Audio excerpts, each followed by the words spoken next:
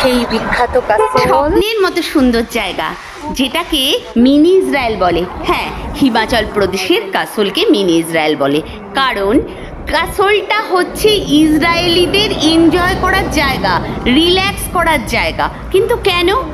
আসলে তোমরা অনেকেই জানো যে ইসরায়েলিদের মধ্যে ছেলেরা ইয়াং এজ হলেই ওদের মিলিট্যান্ট হওয়াটা বাধ্যতামূলক, এবং একটা লট অফ পিরিয়ড অফ টাইমে ওরা যখন এই মিলিটারি সার্ভিস করার পর ব্যাকপ্যাকার্স হয়ে যায়, তখন মানে নিজেদের মেন্টাল হিলিং করার জন্য ওরা ইউরোপিয়ান কান্ট্রিগুলোতে অ্যাকসেপ্টেড হয় না।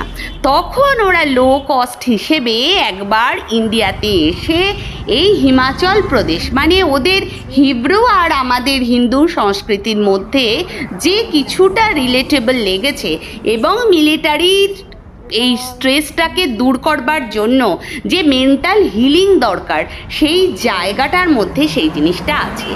এবং ওরা যখন ইসরায়েলে ফিরে যায় এবং এই প্লেসটার কথা বলে, তখন ইসরায়েলের বহু লোক, এখন আরও অনেক বেশি ফরেনার ওখানে আসে, এবং জায়গাটা এতটাই সুন্দর যে ওদের মেন্টাল হিলিং হয়।